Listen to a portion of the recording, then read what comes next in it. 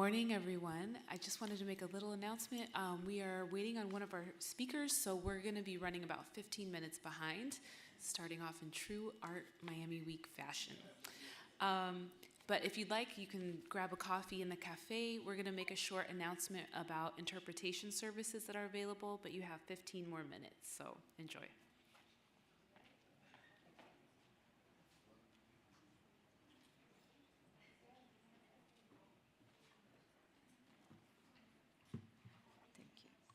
Good morning.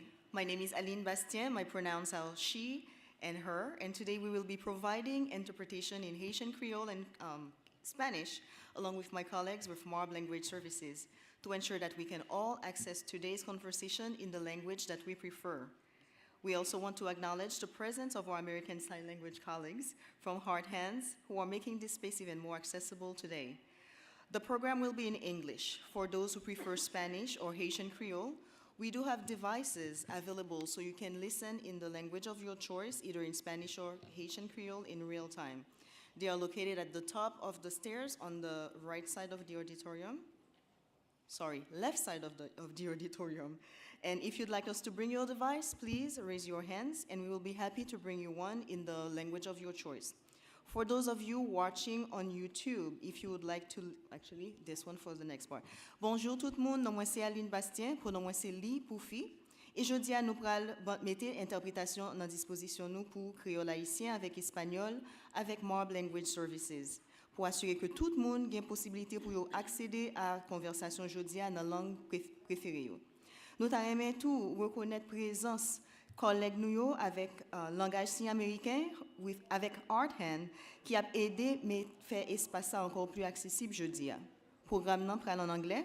Pour moun qui t'a préféré écouter en espagnol ou bien en créole haïtien, nous t'aimeons qu'on quitte nous connaît que nous avons un petit appareil qui est disponible que nous allons chercher en haut à gauche auditorium nan, de façon à ce que nous puissions participer comme ça doit. Si nous avons besoin d'aide et nous t'aimeons que nous nous porter appareil là nous directement, pas hésiter à lever mais nous pour nous faire signe pour nous aider nous avec ça. Pour nous-mêmes qui écouter conversation ça à partir de la caille nous en direct sur YouTube, s'il vous plaît, nous carrer ligne interprétation en créole dans 305 901 26 92. Encore 305 901 26 92. Merci et bonne participation. Thank you and have a great entertainment moment. Muy buenos días, mi nombre es Melissa Nieto, soy parte del equipo de MARB Interpretation Services. Nosotros junto con el museo estamos comprometidos a la inclusión por medio de la justicia del lenguaje. En el día de hoy estamos aquí porque se ofrece una programación en inglés y nosotros la hacemos disponible también en español y en Kreyòl. Este servicio se ofrece tanto en situ como en línea. Si alguno de ustedes está interesado en escuchar y participar en la programación de hoy en español, puede referirse a una de nosotras o puede recoger su equipo en la esquina superior izquierda y pueden conectarlo al canal número 1 para español. Si están en línea, les pedimos que por favor llamen al número 786-665-8802. También queremos aprovechar y darle las gracias a los intérpretes del lenguaje de señas Hard Hands. Thank you. Disfruten su programación y si tienen preguntas pueden comunicarse con nosotros o en la esquina superior izquierda. Gracias.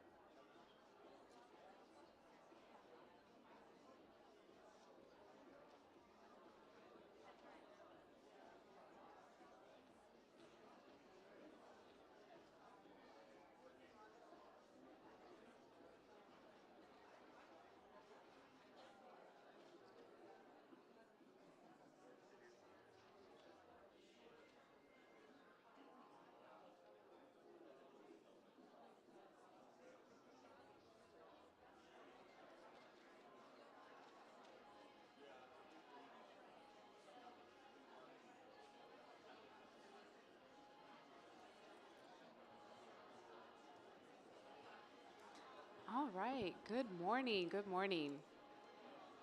As we settle in, just a little brief reminder, once again, we do have translation services available. Kreyòl and Spanish. So please just raise your hand if you're with someone that needs those services. Okay, good morning. Welcome to the Pérez Art Museum, Miami, as we kick off Miami Art Week 2025. My name is Marie Vickles. I'm the Senior Director of Education, and I'd like to thank you all for joining us for today's public program here at the museum, and also for those of you that are watching online on the museum's YouTube channel, which means you can share this program again with others if you really enjoy it. I'm delighted to introduce today's dynamic panel on art, legacy, and community, featuring philanthropist Jorge Pérez, Franklin Sirmans, Sandra and Sony Tamer, Director at PAMM, Aldeide Delgado, founder of the Women's Photographers International Archive, known as WOPHA, and artist Anastasia Samoylova. A few acknowledgements before we get into introductions. A special thank you to all of our PAMM members, including many of our Board of Trustees members that I see here today in the audience. Thank you so much. We could not do this without you. Membership at PAMM is a really special way to join us in our mission to make art accessible for all. Whether you've been with us for years or this is your first visit, you are part of a vibrant and creative community. Your support makes programs like this possible and helps us to share diverse voices through art. We couldn't do it without you, and we really value our members. For future members, this is a perfect time to join. Membership starts at just $80 a year, less than $7 a month, and connects you with a passionate art community while helping us keep art accessible. As part of our membership offerings, we provide levels of commitment that will give you access to fairs, our premier Art Week celebration, PAMM Presents, this Thursday, and other exciting events and programs year-round. If you would like to know more, please connect with our visitor services team at the front desk. And the gratitude continues with big thank yous going out to David Miller, Adult and Public Programs Manager, Natalie Fundora, Education Coordinator, and our stellar audiovisual team, Denise Faxis and Andrew Bird, with Lazaro Yanis on video and cameras, and Eleni Lacrant on social media, and all the departments here at PAMM that work with us to produce incredible programs like this one today. We quite literally could not do it without all of these incredible people and support, so let's give them a hand.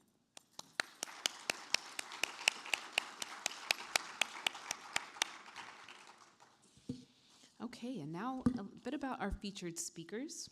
Jorge M. Pérez is widely recognized as one of the most influential real estate developers, contemporary art collectors, and cultural philanthropists in the United States. As founding executive chairman of Related Group, he has transformed South Florida's skyline for over 45 years, overseeing a real estate development portfolio exceeding $50 billion. A passionate supporter of the arts, Jorge has built one of the U.S.'s most significant contemporary art collections, highlighting international and Latin American artists, and created El Espacio 23, a contemporary art space dedicated to exhibiting works and engaging the public. Building on this dedication, his lifetime contributions to the arts and broader community now exceed $200 million, including the naming gift for Miami's Pérez Art Museum, a multi-million-dollar endowment to Tate Modern, and a $1.5 million contribution to Madrid's Museo Reina de Sofia. His work reflects a lifelong commitment to enriching communities, advancing the arts, and fostering cultural connections across continents. Franklin Sirmans, our Sandra and Sony Tamer director, has led the museum since fall 2015. Since coming to PAMM, he has overseen the acquisition of more than 1,000 works of art by donation or purchase. Franklin has pursued his vision of PAMM as the People's Museum, representing a Miami lens by strengthening existing affiliate groups such as the PAMM Fund for Black Art and creating the International Women's Committee and the Latin American and Latinx Art Fund. Selections from his curatorial practice include Toba Gadori 2017 and co-curation of The World's Game, Football and Contemporary Art 2018. as well as overseeing major retrospectives by Glenn Lycon and Blinky Palermo, among others. Before his role as a Sandra and Tony Tamer director at PAMM, Franklin served as a department head and curator of contemporary art at the Los Angeles Museum of Art, LACMA, and also served as the artistic director of the 2014 Prospect New Orleans biennial exhibition, P3 Notes for Now.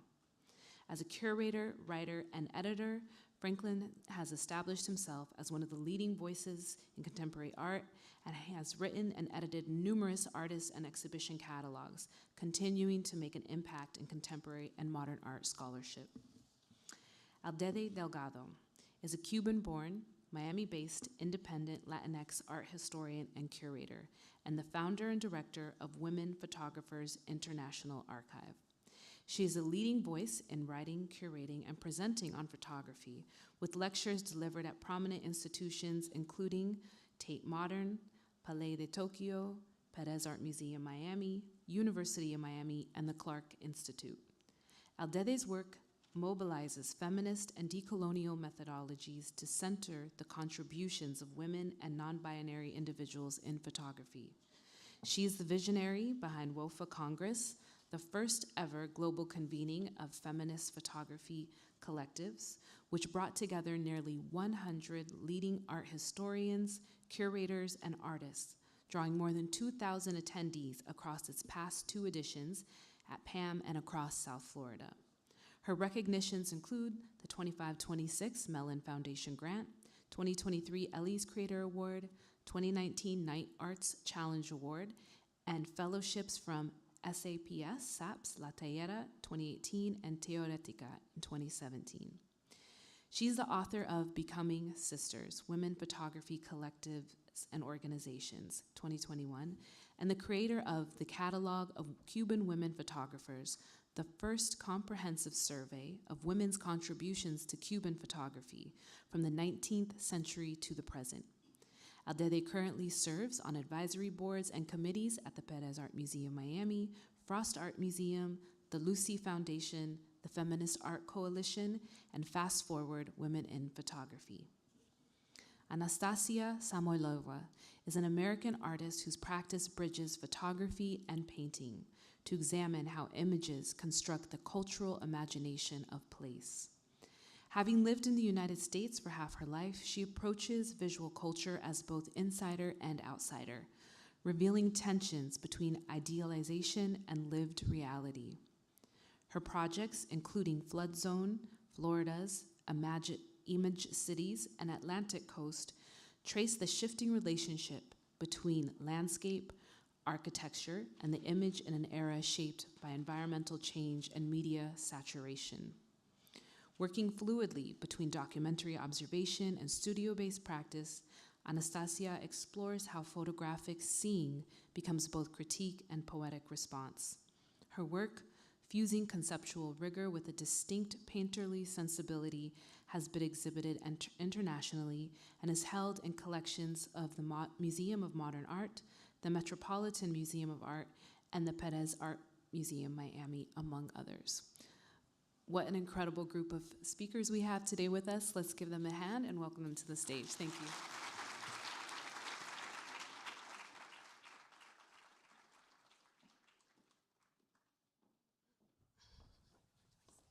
Oh, you can see what is your book.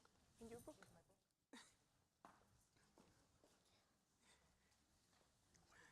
Hey, hola.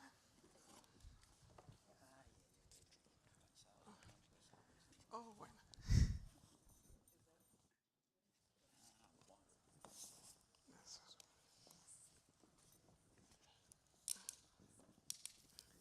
So good morning, everyone. Thank you so much for joining us this morning, and thank you to the museum team, Marie, David, Denise, Andrew, all the people here, Annelies and Patty as well, that have been supporting in making this conversation happen. Thank you as well to our great panelists. Women Photographers International Archive was founded in 2018 as a nonprofit dedicated to researching, promoting, supporting, and educating on the contributions of women and non-binary photographers to modern and contemporary art. we fill a critical void in the field by preserving the work of women photographers for future generations while fostering innovative thought and dialogue around their role in the photographic arts. I think that since I created WOPHA around 2019, I have been speaking about the organization as a meeting place for the international photography community in Miami. That means positioning the city, positioning Miami in the global conversation on photography alongside cities such as Paris, New York, London, Sao Paulo, or Tokyo. Miami, within the United States, holds a singular cultural and political position. It is a border space between the Americas, an international crossroads from where I seek to build photographic narratives rooted in the colonial and feminist perspectives. A dedicated space for photography such as WOPHA expands Miami's cultural identity beyond tourism and repositions the city as a place for academic exchange, critical conversations, and global connectivity. But we haven't made or followed this vision alone. This has been possible through the collaboration of many institutions such as the Perez Art Museum Miami and the support of the Perez Family Foundation, Green Family Foundation, Knight Foundation, and more recently, the Mellon Foundation, as well as our board of directors, including Maria Becchili, Darlene Perez, Cindy Frieso, May de la Vega, and Leslie Goweiser. Thanks to the support of all of these organizations, every 3 years we host the WOPHA Congress, a triennial convening that brings together worldwide organizations of women photographers, preeminent art historians and curators to discuss about urgent topics in the field of photography. As I was thinking on this conversation today, I was reminded that Anastasia, you were part of the first Congress when we hosted in 2021. I think at that moment, we include your exhibition, Flute Song, that was happening at the History Miami Museum. I think your first museum solo show in Miami was included as part of the program. And I also remember how when I visited your studio like some months ago, as well, you also mentioned that Jorge was your first institutional collector and that Perez Art Museum Miami as well were your first collector. And everything started with Flute Song that I have been seeing traveling all around the world, and I think that that's the right place for us to start. If you can tell us a little bit about how this project started and a little bit of the journey that you have traced or you have had with Flute Song and what Miami represents in this practice. Thank you, Aldeide, and thank you so much for inviting me. It really means a lot to be here. It feels like alma mater in a way. And I'll never forget, just moving here, this tiny studio that I had in Miami Beach at Ulite Arts, and then two wonderful women, Patty Hanna and Annalise, stopped by, and that brought a very humble and soft-spoken man with them. I didn't know anybody in town, and I was working on the first layout of my flood zone project, the project that began entirely speculatively, where Miami was not only my subject, but I feel like my way of seeing this world that it represents, the world of, this beautiful, glossy facades, all these printed billboards with new luxury real estate developments, and then a really vulnerable core and really fragile reality that you only get to experience when you've lived here for some time, right? And then it turned out to be George, who sat down with the two curators and used sticky notes to just mark my printouts. So I printed the layout of my entire book in-house and marked the images, and I was still clueless to this point. I was just rambling about the body of work and what I was observing, and then he handed it over to the curators and said, "These ones." And next thing I know, I'm in the collection at the Perez Art Museum, which was a tremendous vote of confidence for me as an emerging artist. Do you want to speak a little bit more about the different trajectories that this project have had and how you have presented, because you also won a MAFRE award with this project, right? MAPFRE was with Image Cities, but Flood Zone, I kind of lost count of the number of shows with this project. It really put me on the map in documentary photography, which I didn't think would be my path. Ironically, because I have already taught photography full-time for about 6 years to that point. So my latest job was, I was a tenured professor in Illinois, and then I moved on to Bard College at Simon's Rock, Massachusetts. And then quitting that career felt like the ultimate sabotage. And it was terrifying. So the move to Miami also coincided with me leaving that kind of secure path in academia and going into full-time art making. And of course, as you can imagine, that requires quite a bit of risk-taking, and then it teeters on just a faint hope for support down the line. And that support in Miami came at the very right time for me, which enabled this whole journey. Now it's been almost 10 years in this city. And I love that you are saying that about receiving that support in that key moment in your career, because I have witnessed firsthand the support that Jorge, that you provide to our community of artists, and how you are, have an incredible taste in the sense that, particularly because of my partner, visual artist Francisco Masso, and also co-founder of WOPHA, who is here, you also purchased his work that also entered into PAMM's collection, and it was as well in a very early moment in his career. So Jorge, I would like to ask you, when did you start collecting photography, and what draws you to a particular artist or work? Oh, thank you. First of all, I think Anastasia's work is unbelievable. I fell in love with her work immediately when I saw it. I think Anastasia, you see this, there's a beautiful, I still, you learn in photography, but at the beginning I felt that my initial collection that I gave to the Perez Art Museum did not include any photography. At that time I collected, the masters of Latin America, like Diego Rivera and Mata and all those that are in the beautiful collection now that, the museum has of, Latin American masters. And photography actually started when I went to Africa, and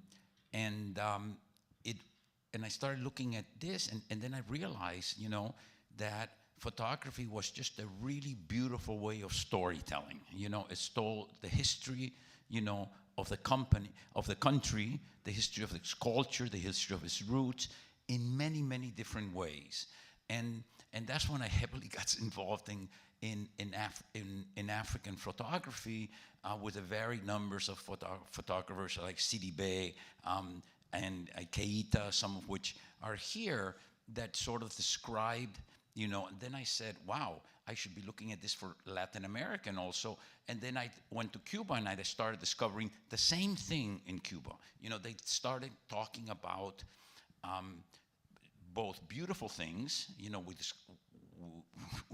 we collected very revolutionary people, that narrated the Cuban Revolution and Che Guevara and all those moments. And then we went back to the photographers that talked about the people, both in the fields and in the city, and at the same time showed the decay of the city, the beauty of the city. So it was a way of, in both of these continents, then we went into Brazil with great photographers, of course, that were also talking about their country, like Salgado, who's now dead, and Anastasia was sort of a beautiful continuation of that, because immediately when I saw her images, they were Miami to me. This was sort of like the history of Miami told in a different way. And in many of the photographs, I think you saw one where it says Miami Beach Billboard, in which you think of billboard and you think of something beautiful, but at the same time, there's the street that is sort of broken up, so you look at the beauty, you see that, you look at the beauty and at the same time, you look at the decay and the problems with society. So, so her art attracted me, and I love I don't know how you call it, juxtaposition of images, in which, there's a palm tree, there's, I don't know, that it's behind a building, and there seems like to be a drape, a transparent drape. So, all these things, but still remind, a shark in a swimming pool. I don't forget if it's a shark. I think it was a shark, right? All these things just reminded me very much of Miami, expressed in very different ways. And it's almost like when we do this exhibit that we have now in Espacio 23, which you talk about territory, landscape. There's so many ways of talking about landscape. And I think, the more I got into photography, I realized that in addition to storytelling, it's a beautiful art technique, and then I went into the German photographers like Tillman and Gursky and some of the ones that are here, So yeah, that was my way of photography. And then I was meeting Anastasia. She was about 13 years old and had a studio that was like 10 by 10, I think in Miami Beach, right? And I was just like, wow. So that's the first thing of art, at least to me, I get goosebumps. I look at good art and I go, that's good. Somehow, you start studying and studying and studying, and then you start telling the differences. If you don't, like for example now in African art, there's more representative art coming out of Africa. But when you study it, right, you start able to tell the difference of what's good and what's bad. And I think that's what's happened with me in photography over time, and I've become very attached and very involved in photography. Well, I am very happy to hear that, because also we learned yesterday, I learned yesterday that you just donated the over 100 hours that are in the photography show, Language and Image, that we will be addressing shortly to the museum collection. And as someone that is member of this community, someone that is dedicated to research photography, I really value that, because this is like information for scholars, for students, for our community at large.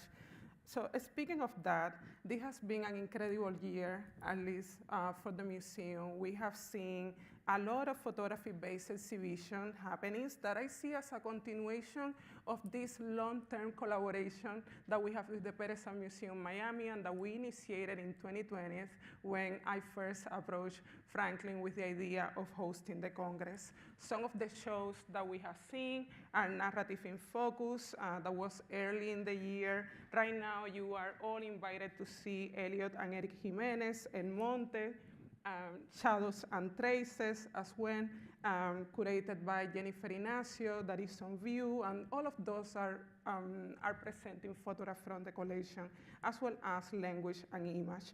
So I would like to ask you, Franklin, how does photography fit within PAMM's broader collecting strategy? I remember that in 2021, you were mentioning about this close relation of the museum, because the first artwork that was purchased, that was collected by PAMM, was a photograph of Lorna Simpson. But if you can speak a little bit more about that commitment of PAMM to photography, and what are those themes or historical contexts that you are interested or seeing in the collection? Okay, I'll try. First off, thank you all for being here. Aldeide, thank you for doing what you do. Thank you for centering this conversation around photography constantly, every day, not just today.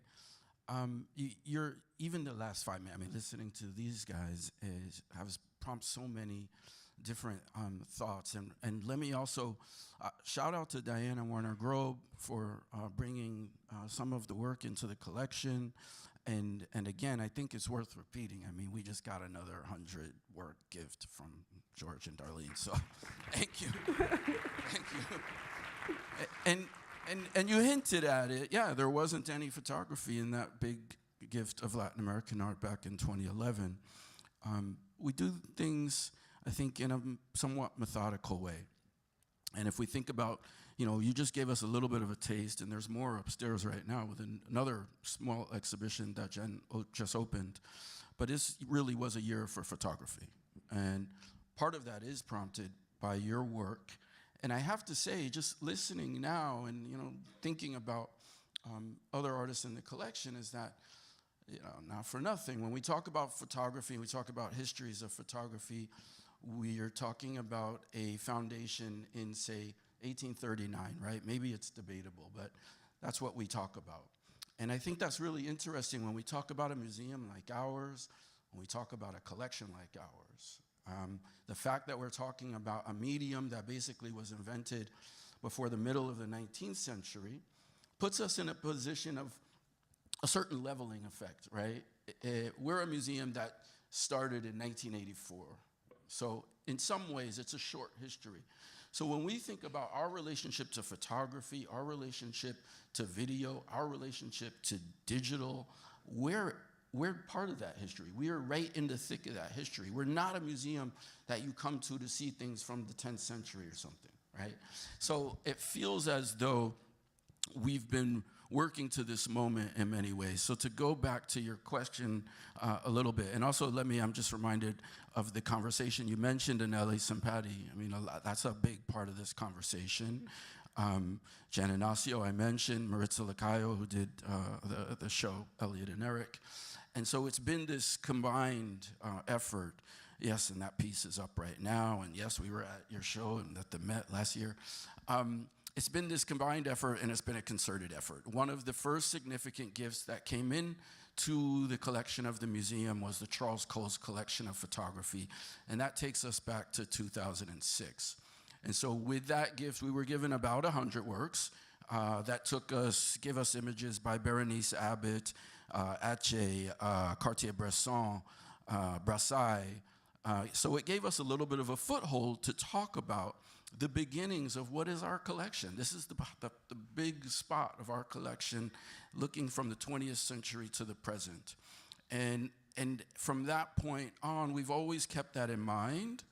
Then when this building opened, when we consecrated the building in 2013, Diana Nawi did an exhibition called Image Search, in which she looked back at those images and then thought about, well, what else has come into the collection? What are younger artists doing? What are Miami artists doing? I don't know if Naomi Fisher is here, but she's a big part of that conversation as well, and she's in the exhibition just up the stairs. And she's coming into her own in that moment. So that happens in 2013. We added many images by artists like Lyle Ashton Harris. You cited the work of Lorna Simpson. The very first funded work that came into this museum was funded by our trustees, Mark and Nedra Oren. And it was a work by Lorna Simpson, an 8-part photograph that's done on felt. And that was the first piece that was bought into the collection. That was 96. And so we've always kind of had this foothold. And then 2019, when we were celebrating 35 years, we had a wonderful fellow by the name of Adeo Motosho, who's now at Dallas Museum of Art, who looked at those 2 shows and thought about photography and thought about many of the things that had come in, particularly around Latin America and around the Caribbean that George and Darlene have been so much a big part of. And he added that to the story. Now, we get to have language and image, where we have another 100 and some odd works coming into the collection. The fact that it is based in conceptualism, I think, is incredibly important, because that is the language of contemporary art. That is the language of the post-1960s experience. It's about art, and it's about art that carries ideas, and that's what you see upstairs. Also, George mentioned the fact of thinking about Africa in this conversation, and it allows for us to speak in truly global ways. The School of Dusseldorf, we talk about the German photographers that are there. The first work you see is Thomas Struth. The second work you might see is Candida Hofer. These artists that you found to be so interesting within a moment, in talking about community in different places and how these artists came together. I think the same thing happens here, you know, with Anastasia, with you leading these kind of conversations. So we have a interesting history and a foothold to talk about photography and what it means to a museum like ours, which is, you know, less than 50 years old and such an integral part of who we are. Yeah, well, that's great. I love that idea of how PAMM is bringing all these conversations, these global relations on photography. And early this year, I also want to highlight that Anastasia Samoylova became the first living women photographer to have a solo show at the Met over 30 years.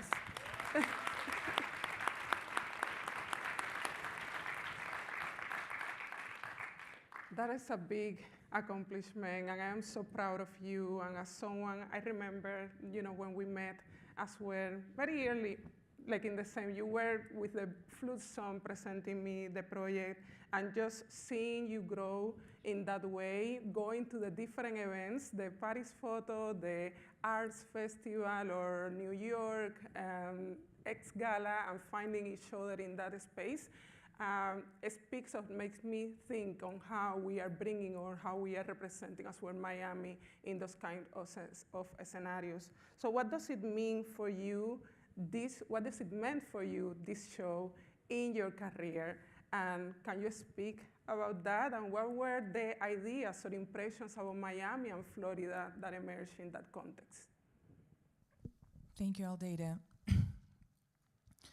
You know me quite well. You know I read a lot. All of these are research-based projects.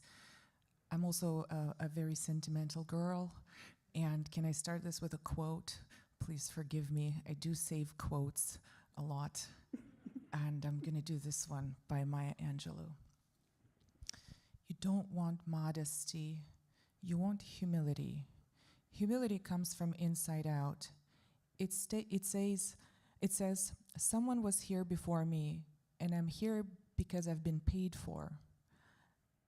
I have something to do, and I will do that because I'm paying for someone else who has yet to come. Mm-hmm. This reflects my experience with this show. You know, there's this big myth of an artist being this solitary genius out there somewhere, right? But it really takes a village to build an artist, and every gesture matters. All this support throughout the years is what led me to get the courage to actually email the curator at the Met. The book was put together during COVID. I was stuck here, not being able to travel internationally for my exhibitions. I think the exhibition at the History of Miami opened, and then I thought I was done with the subject, but then, of course, the pandemic. And I was here essentially homeschooling my son because he did not take online school seriously. He could be anywhere on his laptop, so he was in the backseat of my car on many of those road trips. While I was deeply questioning my motives, you know, to be alone on the road with my kid and a laptop in the backseat, why am I doing this? What is this bizarre impulse to understand the place? It was quite a tumultuous period, you know, between 2021 and 2023 while I was shooting the project. And I thought Florida would be a bit of a window and a mirror, you know, our famous metaphors in photography, into the country as a whole and into our psychological state in this nation. So all of my images, by the way, they often look like collages, but they're not. I started out in painting, architecture, and collage, but these are all straightforward documentary images. This is a mall in Orlando, you know, that's my homage to Cuba. There's on the bottom right, it looks like Venetian architecture. So all these layers of potential meaning, and I prefer to leave the meaning very open. I think of it in a free associative way, but these are also, direct documentations of what's around us. So what really drew me to photography, coming from years of studio practice, is its unique ability to serve as a record of our time. Right? We have the myriad of art forms, but this is the one, once you adhere to all the ethics and morals of documentary observational photography, is, the real truthful record of our experience, of our human experience, of our experience of this place. All of my work deals with the notion of place and belonging, as somebody who's displaced in a way, but also never felt a sense of belonging where I come from. This kind of nomadic existence is maybe in my DNA. So trying to understand the place through my lens. This is another image. And by the way, the pink, I flew in several times to just get it right. And to me, it's a dusty bougainvillea. I was trying to replicate the feeling of this, shimmering flowers. They're seasonal. And the show has been attended by 140,000 people in its course. It was an incredible feedback that I received on it. Interestingly enough, actually, this body of work premiered in Berlin at CO Berlin, is another friendly institution to photography. And then, since I've been here and since you and I have met, I don't remember what year it was, and George, I was just filling out yet another application for a fellowship. I've had over 100 exhibitions, so it's been quite a journey, in the last 10 years. Yes. And can you share some of the feedback, specific feedback that you receive around, and when I ask that, it's because I remember that one of the experiences that I had traveling to all these places is like Miami as a place where this kind of production can happen. Or when you, like a place for tourists or a place that is reserved to what happened during Miami Art Week. And I think that it's very important to highlight that all year round, there is this kind of artistic production happening in our city, and how, you are a testament, you are an example of that creative practice that happened here. But well. No pressure. Okay, just personal experiences. With this one, people were texting me every day on Instagram, sending me emails. Abroad, it's been fascinating to see how, this kind of quite stigmatized and stereotyped vision of Miami gets dissolved into something a lot more complex. And that's what I ultimately was trying to do with my work. It is supposed to contain all these multiplicities, right? There is a subtle humor and irony, as a bit of a coping mechanism. There are environmental issues. And then there's all this overwhelming and seductive beauty of an the place. ideological contrast as well. And I think with this show, you also was the first time that you presented a painting, that now we are seeing that in another direction. And we can speak a little bit more later as well about this dialogue that you are establishing that comes from your beginnings as a professor as well, but this dialogue with Walker Evans or with Berenice Abbott. We can speak a little bit more about that if you want. But you, I'll just say one thing. Okay. There was a discovery I made on the West Coast while shooting for the project, as that Walker Evans has also painted. So Walker Evans, the canonical figure in American and really global photography, and he has this extensive archive of Florida images. So I combined both and put them together in a book, and that's how this show came about. Because I showed them the project, and then yes, it's been a return now to my practice as a painter, but it was always a hybrid form. So it's overpainted photographs, and they coexist. I really rebel against the rigidity of documentary photography right now. I think they can coexist beautifully. Yeah. Jorge, you saw this show. I know that you visited the exhibition. What does it mean for you to support emerging artists? And right now that we are in the context of Miami Art Week, what advice do you give to other people interested in collecting and approaching? How should they approach collecting artwork and approach the artists? two questions. There's two different questions, but and I'll probably forget about the second part. But one of the greatest, for me anyways, one of the greatest feels that I get is when you look at a young artist that has not yet been recognized, and you take a risk, you're saying this is good art, and you support it, and you tell all your friends about it. And then when you see the success, it's almost like, you tell me how I feel, I probably feel just as good as she does, I'm in a way, I'm part of it, right?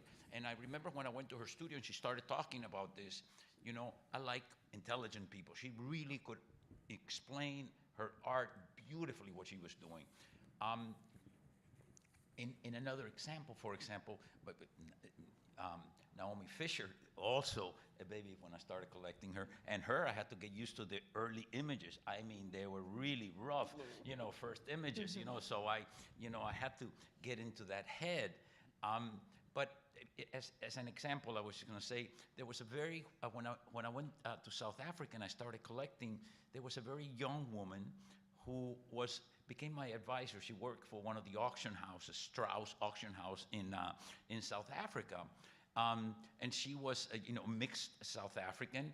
Parents were, from different cultures and different races. And she was my art advisor. She was great. She learned so much. I learned so much from her.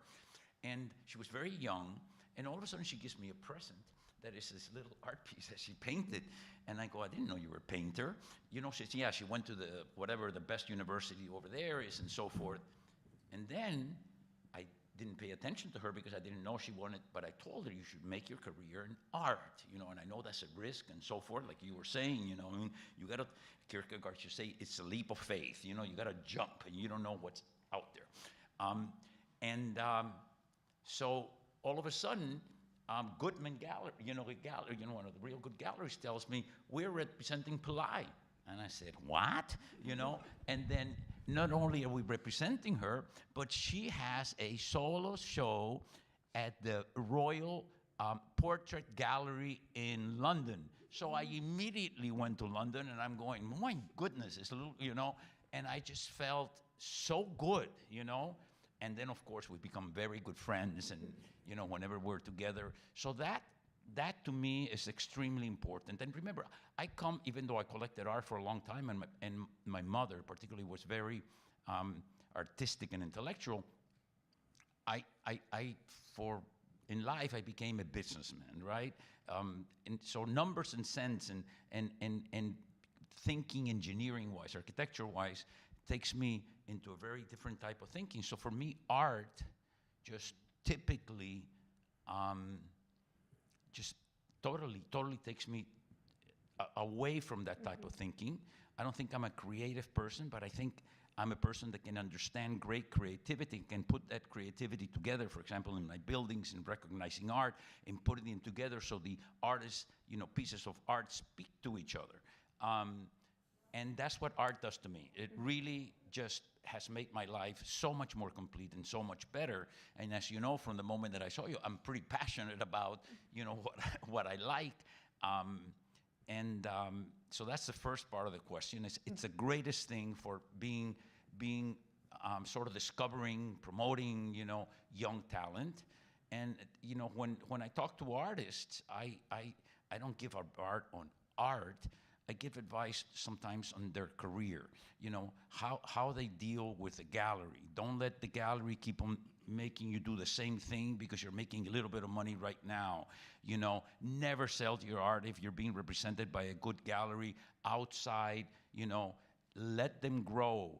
Try to go into museums, even though it might be hard and you might have to do it for less than what you can get elsewhere. Keep on thinking and keep on learning. So that's what I keep on talking, particularly to young artists. And you see many careers of great artists, I won't mention the names, great artists, that are taken by what I say, it's a bad gallery, it's a commercial gallery. And instead of getting them to the great museums and the great collections, they just get them there for the money. Keep on producing, So the advice is, you got to you know, you got to be honest, you got to be loyal to the, you know, to the gallery that's spending a lot of money on you to try to make you world known. And I talk to the young artists about this all the time.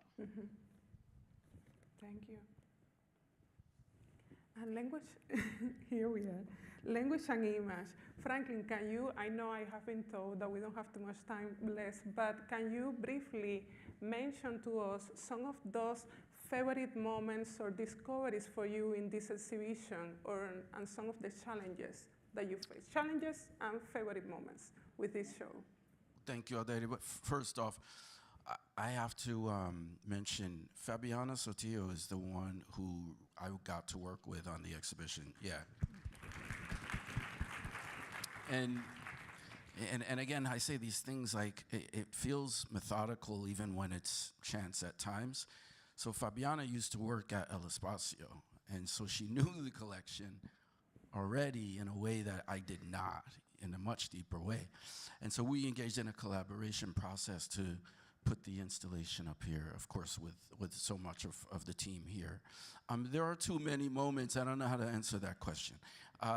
The Zinelli Moholi we had up a few years ago in the context of Allied with Power, this other exhibition gift, right? And so to see it now in this context, removed from the context of the quote-unquote diaspora, and now in the context of just conceptual photography, to be able to do that kind of thing and to revisit the work, that's why we collect. That's why we value the works of art and the idea that we need to collect them.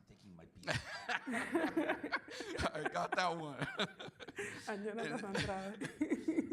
so that's one moment, but you know, I think the first room when you come in, obviously we're trying to have a little bit of fun, right? You have the Struth image, which is confronting you, which is an image of people looking at art.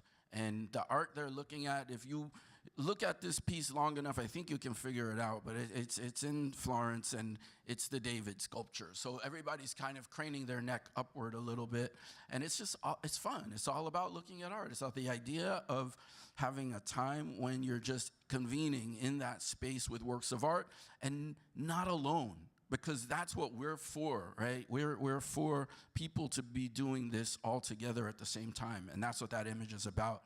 On the other hand, right next to it, we put the Candida Hofer with no one in the picture, only about the beauty of how a photographer captures the architecture. And it's not just any architecture.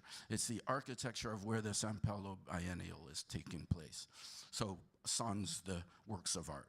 And so you come in through that moment, and then I think right to the right of that moment is what we tried to do, is create a bridge to the early part of the 20th century by highlighting a group of works that we have in the collection already, which centers primarily on the artists of the New York Photographers League. And that is 1930s to 1950s.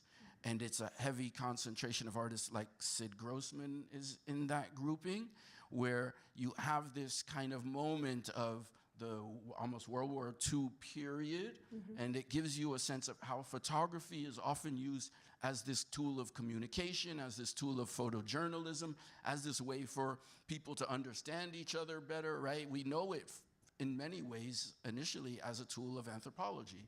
And that's what so much of that work is like. It's almost a commentary. There are about 15 images, almost a commentary on an exhibition that happened at MoMA called The Family of Man, which I don't remember the year, but you will.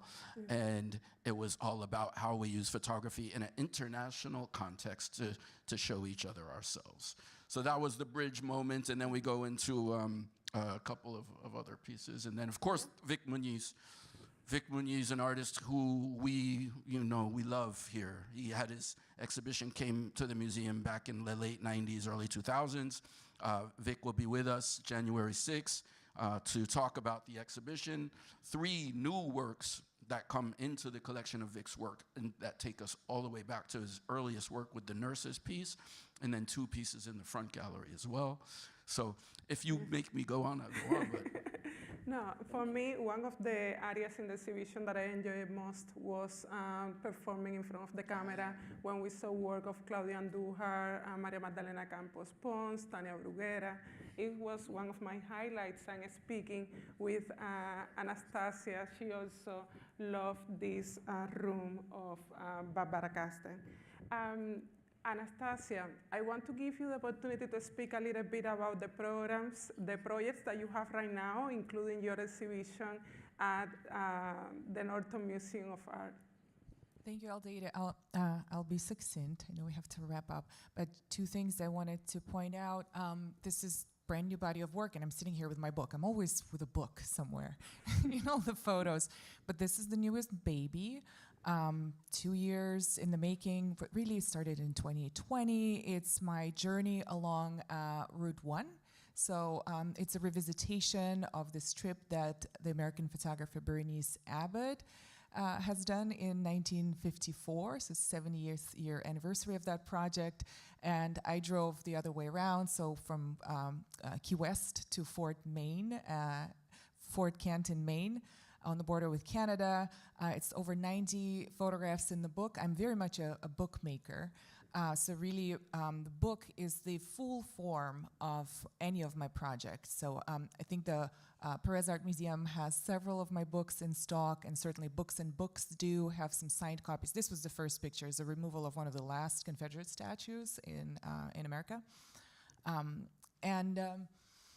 So I'm really proud of this and proud of the publisher, Aperture.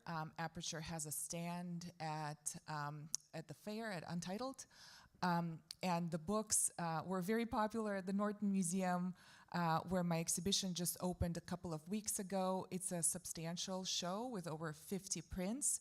So in terms of objects, since we're in the museum context, museum being a repository for our beautiful objects, right? And also a repository for our conversations, most importantly, right? And the philosophy that goes behind any artwork. Something to point out is that I make all my prints myself. So when George visited and you visited my studio, I'm a printmaker. So all of this is run through multiple iterations of color proofs. That's why often people confuse my photography with painting. It appears to be iridescent sometimes. I'm very particular about the choices of color. I've been doing it, I realized, for 25 years, actually. It's funny how there's this illusion of, quick ascent. They're like, oh, I've been at it for 25 years, since the time my mother took out a loan for my first digital camera when I was 15, and I paid it off within a year, with various photo gigs, to now, where I continue to make these objects. They are all, again, speaking of sustainability of this career, they're in limited edition.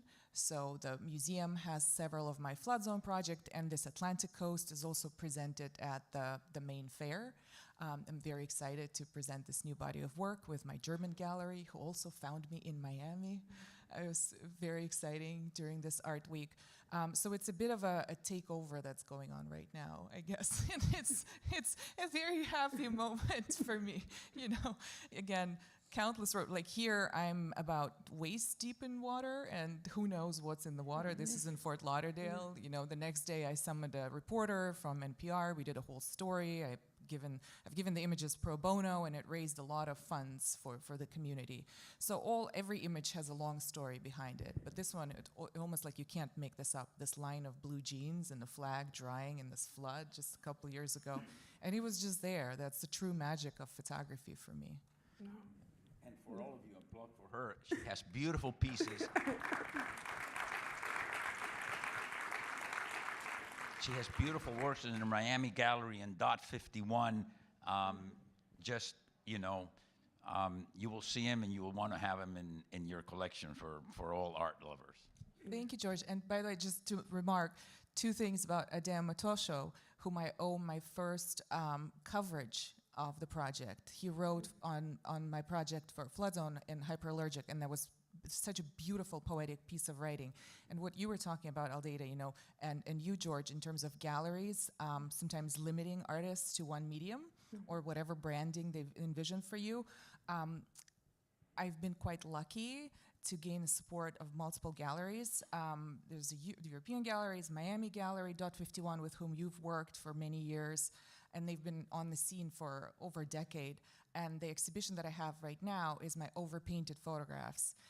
And I love this lineage, you know, in this approach of Gerhard Richter, many of you saw in Paris at Vuitton, Sigmar Polka, and of course Rauschenberg, my beloved Rauschenberg, whose estate I visited in Captiva Island and photographed. So it's a whole new body of work of overpainted photographs and paintings, expanding on my Met presentation that's on right now. Yes, and tomorrow we are doing a book signing of Oh, dear. Atlantic Coast as well, that you are all invited. I would like to open the floor for questions. Anyone? And in the meantime, but until someone decides to ask, but I also would like to bring us back to the idea that I was highlighting at the beginning about how over the past 6 years with WOPHA, we have been building an infrastructure in Miami for research, education, critical discourse, and support to artists through our Artists in Residence and research fellowships funded by the Perez Family Foundation Criarte program, as well as all collaborations with El Espacio 23, the Betsy Hotel, the Caribbean Cultural Institute, plus WOPHA Fellowship at PAMM that focuses specifically in supporting women photographers from the Caribbean and its diaspora, as well as the exhibitions that we organize supported by institutions such as Green Space Miami and the Green Family Foundation, alongside the WOPHA Congress at PAMM. So just to wrap up our conversation, I would like to ask you, in your view, what does Miami still need to keep growing as a place for photography? Money. I agree. Fully agree. I think trust, too. And it's, you know, passion is contagious. So having champions like George, like Franklin, like yourself, Aldeide, is so critical to the survival of this medium. You know, there's a real cost involved in photography. It's one of the most expensive mediums to produce. Every exhibition I make, it's tens of thousands of dollars, right? It's very particular kind of archival materials and framing that only photography requires.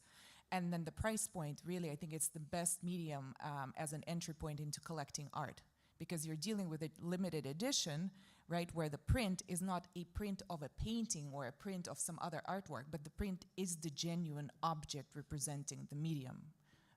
And so that's the access there. And all have to remember that a lot of these people come through nonprofit institutions, not only in painting and sculpture, but in music and so forth. And even the Perez Art Museum, the larger institutions, they cannot survive without the private sector pitching in. There's no way the public sector can take care of this, like in the old days where the kings gave the money and so forth. We're a young city, and we don't have a tradition of giving yet, like I see in New York, you know, where they have $100 million gifts and so forth. So I always, I'm a real big asker, right? And just people have to give of their collection, have to give of their money, have to give of their time for this city to really compete with the great world cities in culture. Thank you so much.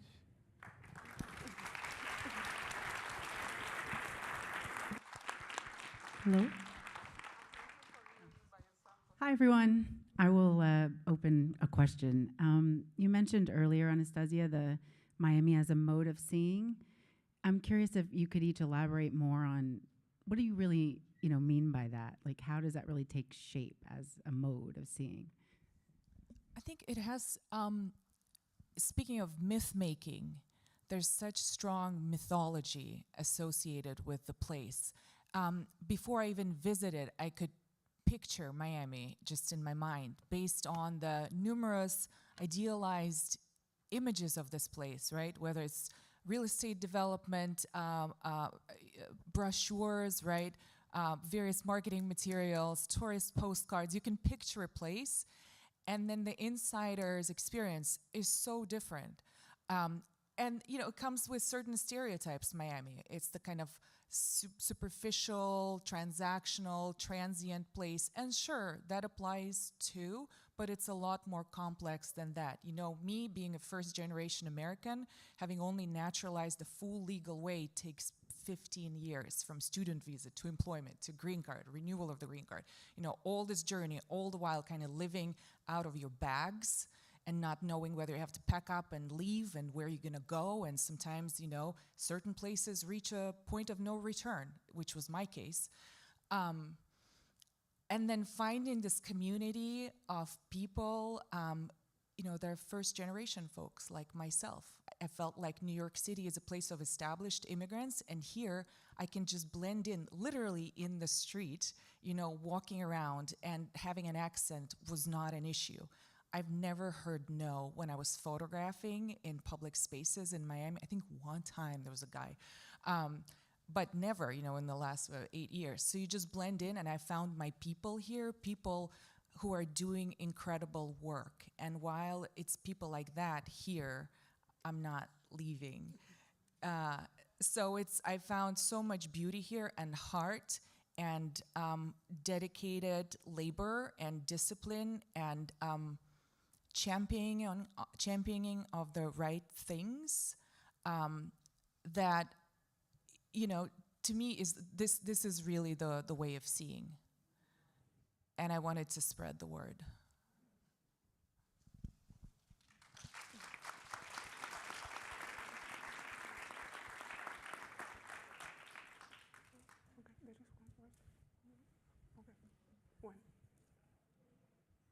When? You want to do? Okay.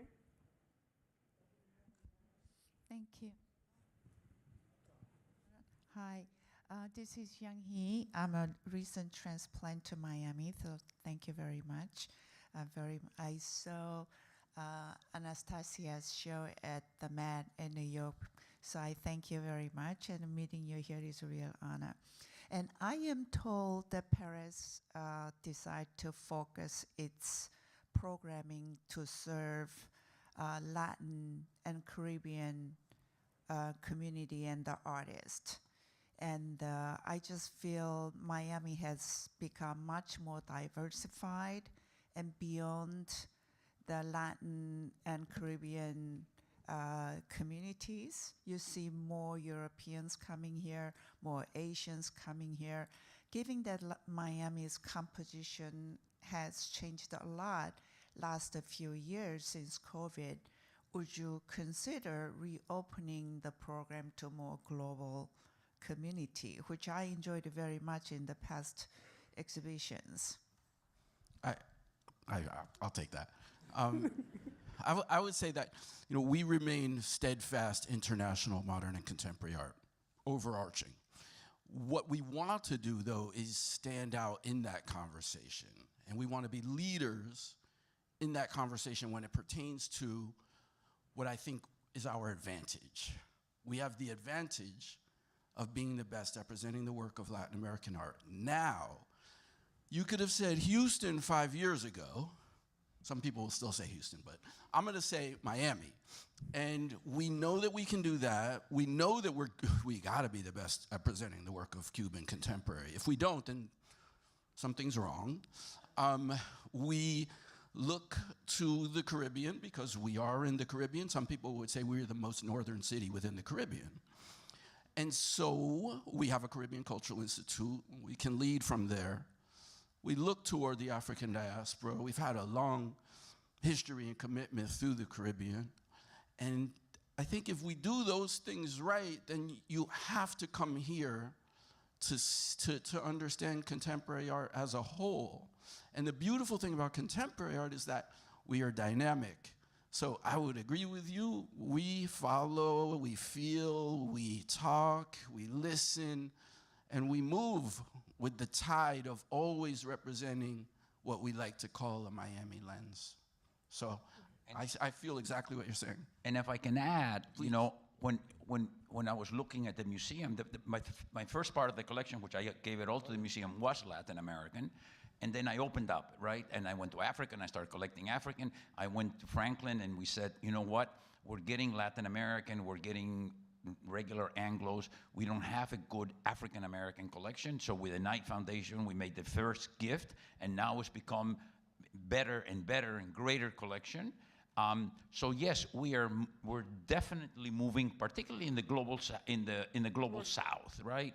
And if you go to Sevilla in the end of February, you will see what I think is one of the most beautiful exhibitions, of which is the part of the collection which starts in Africa, and it goes from Africa to the United States, from Africa to Cuba, and from Africa to Brazil, which were the 3 points, the largest points where slavery came from Africa. So I love that connection, you know, in that common histories that we have that came through the exploitation of these great powers, you know, that conquered all this, you know, of all the South, right, whether it's Latin America or whether it's Africa. So we've made great strides. Before Koyo died, you know, they gave me an award in Africa, and she said she had looked at a collection, actually she cured our African show here, that we now have the largest contemporary African collection in the world. So we heavily collect art from Africa.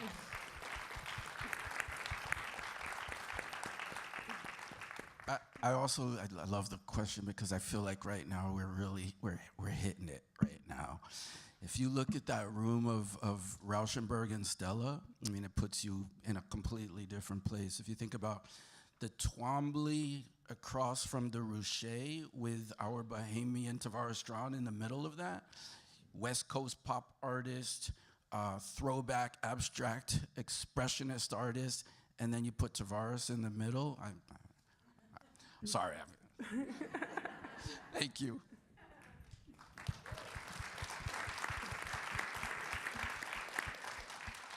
But thank you so much. And just to add to that question, because I think it's really important, but just to highlight that the Caribbean is an international place where people from different places, from Asia, from Africa, coalesce, from Europe, coalesce in this space that is the Caribbean. So when we are speaking about Caribbean art, it's about all this multiculturality that integrates the art that is produced in the region.